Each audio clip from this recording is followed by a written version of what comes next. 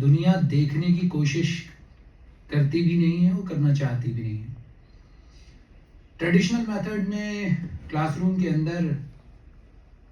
Differently एबल्स के लिए जगह नहीं थी, और आज डिजिटल टेक्नोलॉजी उनके घर क्या उनके हाथों के डिवाइस तक पहुंच गई है एजुकेशन को लेकर के। जो मोड डिजिटल टेक्नोलॉजी का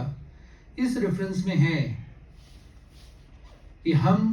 उस तक पहुंचेंगे जो हमें हासिल करना चाहता है, वो कभी भी ट्रेडिशनल एजुकेशन मेथड का नहीं था। खासकर उस एजुकेशन का जिसमें टीचर स्टूडेंट को बार बार ब्लैक बोर्ड या एडवांसमेंट होने पर प्रोजेक्टर्स पर दिखाने की कोशिश कर रहा था। उन डिफरेंटली एबल्ड स्टूडेंट्स को जिनके लिए अटेंशन डेफिसिट से लेकर अपने गर्दन की मूवमेंट और अपने फिंगर मूवमेंट की डिस्टर्बेंस से भी बचना मुश्किल है, साथ में जिनके पास विजुअल चैलेंज्ड हैं, जिनके पास मोटर चैलेंज्ड हैं, आपके स्टेप बाय स्टेप सीढ़ियों के क्लासरूम्स, सीढ़ियों के फिक्स्ड फर्नीचर के क्लासरूम्स, ऑडिटोरियम्स, उन एजुकेशन सेटअप्स तक आप उनकी पहुंच को भी इंश्योर नहीं कर सकते। ऐसी जगहों पर एजुकेशन आप प्रोवाइड कर रहे हैं। छोटे छोटे स्कूल्स जहां सरकारी विद्यालय है, गांव में हो, शहरों में हो, वहां पर एक्सेसिबिलिटी का इश्यूज है। लेकिन हम जैसे जैसे टेक्नोलॉजी क्रांति में आ रहे थे, दुनिया टेक्नोलॉजी क्रांति में आ रही थी, तो हम उसे एक्सेप्ट नहीं कर रहे थे क्योंकि वो हमें खर्चीली लग रही थी या फिर हमारे लिए वो एक इशू लग रहा था। क्यों बैठकर स्क्रीन के सामने या मोबाइल के सामने हम क्यों पढ़ें या पढ़ाएं, हमें फाउंडेशन से डर लग रहा था। और उन इनोवेशन के लिए खुद की मेहनत करना, उनको जानना, उनको समझना एक एक्स्ट्रा एफर्ट लग रहा था। बीएड कर लिया, टीचर बन गए, काम खत्म हो गया, डिग्री हो गई, हम टीचर तो हैं, क्लासरूम में तो जाके पढ़ा ही रहे थे। इंक्लूडिंग स्पेशल एजुकेशन के भी टीचर्स का यही हाल था, और खासकर स्पेशल एजुकेशन के जो ऐसे कॉलेजेस हैं जहां पे खुद एक्सपर्ट्स भी उस तरह की डिग्री करके आए हैं जिन्होंने वो कहते हैं ना फर्जी वाले कॉलेजेस या ऐसे कॉलेजेस जहां ना पढ़ना ना पढ़ाना, पैसा दे डिग्री लो, ऐसे जगह से जब पढ़कर स्पेशल एजुकेशन या जनरल एजुकेशन के टीचर या सब्जेक्ट टीचर्स डिग्रियां लेके स्कूलों में पहुंचते हैं, कॉम्पिटिटिव एग्जाम किसी भी तरह निकाल लेते हैं या फिर प्राइवेट स्कूलों में पढ़ा रहे होते हैं, तो उनकी अकाउंटेबिलिटी केवल अचीवमेंट पर होती है, ना कि ओवरऑल डेवलपमेंट पे। और ओवरऑल डेवलपमेंट CWSN के लिए जरूरी है। चिल्ड्रन विद स्पेशल नीड्स जिन्हें हम डिफरेंटली एबल्ड कह रहे हैं, और हम डिफरेंटली एबल्ड क्यों कह रहे हैं? क्योंकि उसमें केवल डिसेबल्ड्स नहीं आते, डिसेबल्ड्स के अलावा सब आते हैं, सब उसको मिलाकर आते हैं, सारे लोग टी टाइप के, वो जो ज्यादा शैतानी कर रहे हैं और आप उन्हें कंट्रोल नहीं कर पा रहे, जो अटेंशन डेफिसिट के हैं आप उन्हें कंट्रोल नहीं कर पा रहे हैं, जो ड्रग एडिक्ट या क्रिमिनल के और बच्चे हैं, ऐसे बच्चे जिन्हें अपराध से बचाया गया है या ड्रग से बचाया गया है, वो भी बच्चे उसमें शामिल है। ये they are differently ables, they are not disabled, they are not CWSN, differently abled, और इनको हमें पढ़ाना है, इनको हमें लाना है उस ट्रैक पे। ये बच्चे क्लासरूम में भी नहीं बैठ सकते आपके साथ, या आप इन्हें क्लासरूम में नहीं बैठने देंगे ताकि आपके स्टूडेंट्स उनसे इफेक्ट ना हो जाए, और जिसके लिए ये डिजिटल टेक्नोलॉजी उनके पढ़ने का सबसे सिंपल साधन है। क्योंकि उन्हें तो बाउंड कर दिया गया था पत्राचार से पढ़ने के लिए, डिस्टेंस एजुकेशन से पढ़ने के लिए, कुछ टीवी चैनल चला दिए और बोला उन्हें पढ़ने के लिए, इग्नू, NIOS उससे पढ़ने के लिए बोला, सेंटर्स पे जाइए, सेंटर्स पे भी ऐसे डिफरेंटली एबल्ड्स को बहुत ही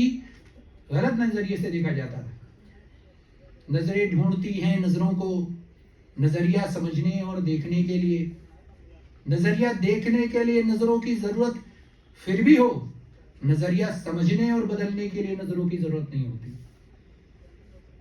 किसी ने इस चीज को तब तक बाउंड नहीं होने दिया अपने आप को, उस टेक्नोलॉजी की आदत नहीं होने दी और इनोवेशन में अपने आप को पूरी तरह इंटर नहीं होने दिया, क्योंकि जब तक एक बड़ी आबादी टीचर्स की, एडमिनिस्ट्रेटर्स की मजबूर नहीं होती कि उनको इस डिजिटल टेक्नोलॉजी से एजुकेशन प्रोवाइड करने के लिए मजबूर होना पड़ेगा, उसे सीखना पड़ेगा, तब तक हम गांवों तक, छोटे छोटे कस्बों तक, केवल बड़े शहरों के अलावा हर जगह डिजिटल एजुकेशन या डिजिटल तरीके से एजुकेशन प्रोवाइड नहीं कर पाते। और लेकिन फिर आया हमारा कोविड-19, ब्लेसिंग इन डिस्गाइज, जिसने मजबूर कर दिया टीचर से लेकर एडमिनिस्ट्रेशन तक को एजुकेशन को ऑनलाइन लाना और एजुकेशन को डिजिटलाइज करने के लिए। और फिर उसके कई मीडियम्स, कई तरीके ढूंढे गए और ये कहा गया कि किसी भी तरह बच्चों को एजुकेशन का लॉस नहीं होना चाहिए, आपको सीखना ही पड़ेगा। टीचर्स को भी कहा गया, स्टूडेंट्स को भी कहा गया, पेरेंट्स को भी कहा गया, इंक्लूडिंग कई लोगों के पास फोन, मोबाइल्स और लैपटॉप्स नहीं थे, उनको प्रोवाइड किए गए। लोगों ने अपने एक्स्ट्रा खर्चे किए। हाँ मालूम है ये, इसमें बहुत सारी मिस हैपनिंग भी हुई, लेकिन वो चीजें आई और उन बच्चों तक पहुंची,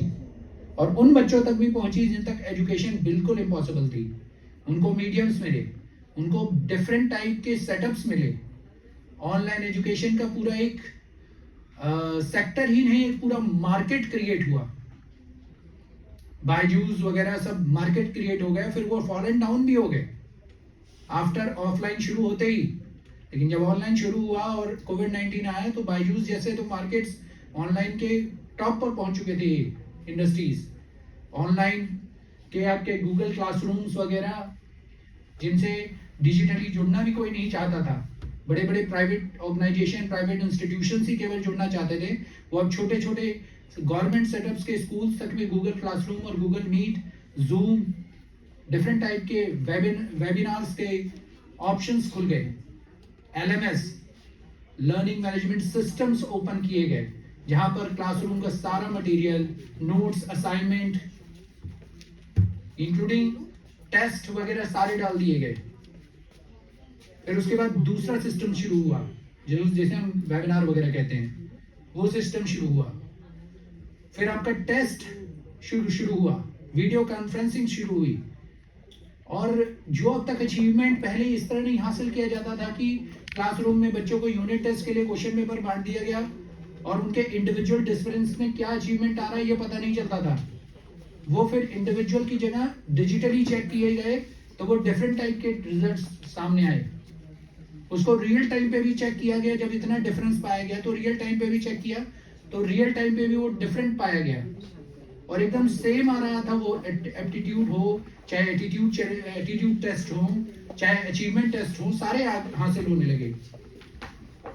डिजिटल एजुकेशन की इस ग्राफ को देखते हुए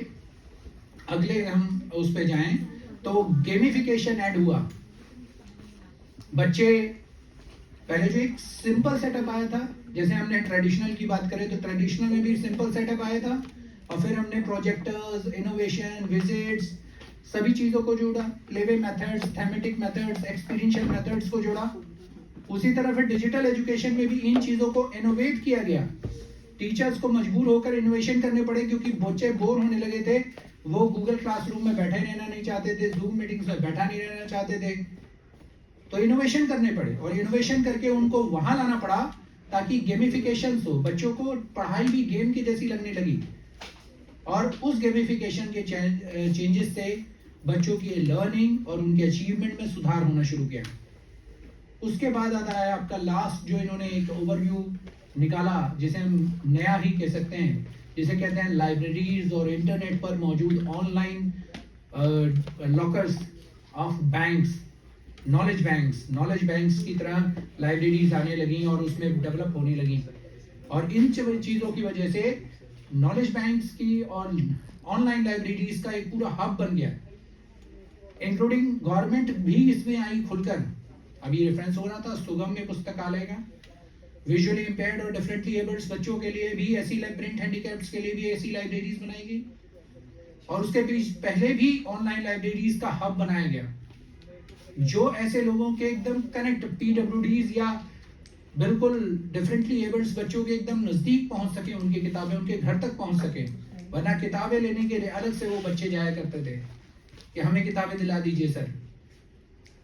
यहाँ वॉक ऑन रोड का तो अधिकार है नहीं डिफरेंटली एबल्ड को, और आप एजुकेशन के लिए एम्फसाइज कर रहे थे। जब उनके घर तक उनके एजुकेशन और उनके मोबाइल तक पहुंच गई, उनके डिवाइस तक पहुंच गई, तो they were very easy to go with their education, और वो उन्हें बहुत पसंद आया। इसी में अगर हम देखें तो उसके फैक्टर्स क्या थे? फैक्टर्स वही थे, वेबिनार्स के ऐप्स, उसके बाद अलग अलग डिजिटल सेटअप्स जो बनाए गए, और साथ में जो आपका दूसरा फॉरम्स है आपके आगे, वीडियो फॉरम्स, डिजिटल चैनल्स वो एस्टेब्लिश हुए, इंक्लूडिंग सोशल मीडिया। जो सोशल मीडिया पहले केवल चिट चैट के लिए थी, एक दूसरे के क्रिटिसिज्म के लिए थे, एक दूसरे के ट्रोलिंग के लिए, आज उस पे ऑनलाइन एजुकेशन कोर्सेज चलने लगे, पूरे के पूरे डिप्लोमा सर्टिफिकेट कोर्सेज तक उस पर रन होने लगे। इस तरह से डिजिटल एजुकेशन ने उन तक पहुंच बनाई जिन तक पहुंच किसी भी मायने, और उसका फायदा जो हुआ वो उन लोगों का हुआ जो डिफरेंटली एबल्ड है, जो पेरेंट्स है, जो ये परेशान थे कि हम अपने बच्चे को बार बार कैसे खुद ढो करके, उनके लिए ढोना था, वो उनके शब्द थे ढोना, हमें ढोना पड़ता है इस बच्चे को। अब उनके घर में एजुकेशन पहुंची और उन्होंने उसको एजुकेशन को अपने बच्चे तक पहुंचाया, और जिसकी वजह से ये फैक्टर्स इन्फ्लुएंस हुए। But there is a challenge, जिसे कहते हैं जूम फटीक, कि बच्चों को स्ट्रगल करना पड़ रहा था लेकिन उनका फिर भी सोसाइटी से कांटेक्ट था। लेकिन डिजिटल एजुकेशन पहुंचने पर ये जूम फटीक में भी एंटर हो सकते हैं, क्योंकि फिर वो एक मोबाइल या एक डिजिटल लाइफ के आदी हो सकते हैं। इसीलिए जो इम्प्लीकेशंस बोला जा रहा है उसमें ये ध्यान देने की जरूरत है कि जो टीचर है और जो पेरेंट्स हैं और जो एडमिनिस्ट्रेटर्स हैं वो एजुकेशन को डिजिटलाइज होने पर इस बारीकी से ध्यान दें कि वो सोशलाइज तो हो, उसके पैटर्न इतने सोशलाइज हो कि वो ना तो जूम फटीक का शिकार हो, ना उसके ओवरऑल डेवलपमेंट में सोशल एक्सक्लूजन का पॉइंट ऑफ व्यू आए, ना ही उसके एजुकेशन में उसे किसी तरह की ऐसे इश्यूज आए जो उसकी हेल्थ, उसकी सोशल लाइफ, उसके इंटेलेक्चुअल लाइफ को बाउंड करे या घेरे कहीं से। और इस इम्प्लीकेशन के साथ मैं यही कहना चाहता हूं लास्ट में कि डिजिटल एजुकेशन डिफरेंटली एबल्ड के लिए बहुत फायदेमंद रहेगी, लेकिन अभी भी चेक्स और बैलेंसेस की जरूरत है, जिससे आगे चलकर जो सपोर्ट और जो राह मिली है वो ऑफलाइन होने के बाद वो उनके हाथों से खो ना जाए, और अगर हाथों से खो रही है तो उसे खोने से रोका जाए, और साथ में जो उनके हाथ में आया है उस पे ऐसे चेक एंड बैलेंसेस हो कि वो निगेटिव पार्ट्स को नहीं, उनके पॉजिटिव एजुकेशन पार्ट को ही प्रमोट करे। Thank you very much. So doctor Saurabh, आपने बहुत अच्छी प्रेजेंटेशन दी, बट आप कैसे विजुअलाइज करते हो कि विजुअली इम्पेयर्ड के लिए आपने बताया बैलेंसेस होने चाहिए टेक्नोलॉजीज में, जूम मीटिंग के फिटिक्स की बात की आपने, तो आपको लगता है कॉम्प्रिहेंसिव आज का अगर मेरा बच्चा है और विजुअली इम्पेयर्ड है या कुछ इस तरह का चैलेंज है तो उसको कैसे डिलीवर करूं? क्योंकि at the trainer delivery level teachers are also facing a challenge, और एक रिसिपिएंट लेवल पे स्पेशली एबल्ड बच्चे को भी कोई इशू है, क्योंकि आप कह रहे हो उसको एनर्जी चैनलाइज करना, उसको एंगेजमेंट रखना, आपने बात की अपने प्रेजेंटेशन में। तो आपको क्या लगता है कि परफेक्ट सिस्टम या आइडियलिज्म की तरफ कैसा सिस्टम डेवलप हो सकता है? सबसे पहली जरूरी चीज है कि एथिक्स ऑफ अ टीचर बता तो दिए जाते हैं, पढ़ा भी दिए जाते हैं, लेकिन वो पढ़ने के बाद केवल डिग्री तक रहते हैं, फॉलो नहीं होते। अगर आप टीचर एजुकेशन या आप किसी भी जगह पे देखें, किसी भी बीएड या डिप्लोमा कोर्स को देखें, उसमें सबसे पहले दो चीज की है, प्रिपरेशन और स्ट्रेटजी में जो भी लम्स हैं या जो भी माइनस नेगेटिव पॉइंट है उनको पहले ही टैकल कर लेना, या वायरेबल्स को कंट्रोल कर लेना, एक्सट्रीनियस वायरेबल्स को, जो भी टीचर्स करते ही नहीं, बस वो पढ़ाने बैठ जाते हैं। अगर पहले ही टीचर्स, जो आप मैं आपको बताऊं एग्जांपल, दिल्ली में 5 टीचर्स को अवार्ड इसलिए दिए गए थे क्योंकि they are very prepared teachers, क्योंकि वो प्रिपरेशन ऐसे करते थे कि पहले ही टीएलएम प्रिपेयर करके वो बच्चों के घर पहुंचाते थे। टीएलएम प्रिपेयर होने के बाद जब बच्चे के घर पहुंच गया तो आपको केवल ऑनलाइन पर विजुअली इंपेयर्ड को इंस्ट्रक्शन देने हैं, वर्बल इंस्ट्रक्शन, जिससे वो वर्बल इंस्ट्रक्शन के थ्रू उस चीज को उस टीएलएम पर यानी टीचिंग लर्निंग मटेरियल पर जो आपने पहुंचाया है उसको टच करके उस चीज को विजुअल कॉन्सेप्ट को नॉन विजुअल एक्सपीरियंस में फील कर पाएगा और समझ पाएगा। विदाउट प्रिपरेशन आप टीचिंग करने बैठ जाएंगे तो कभी भी वो सफल नहीं होगी। डिफरेंटली एबल के लिए एक टीचर को पहला प्रिपरेशन करनी जरूरी है, दूसरा उसको नॉलेज होनी चाहिए और तीसरा उसकी डिलीवरीज में एक्सट्रेनियस वेरिएबल्स यानी ऐसी चीजें जो बच्चे की पढ़ाई या उसकी एजुकेशन या उसकी लर्निंग को डिस्टर्ब कर सकती हैं उसको पहले ही कंट्रोल करने की स्थिति बनाकर ही काम करना चाहिए, यानी कंडीशनिंग बनाना आना चाहिए। That is the best solution. जो उसके एजुकेशन में उसे पढ़ाया तो जाता है पर वो लोग यूज नहीं करते, डिग्री तक रखते केवल। Thank you. Thank you.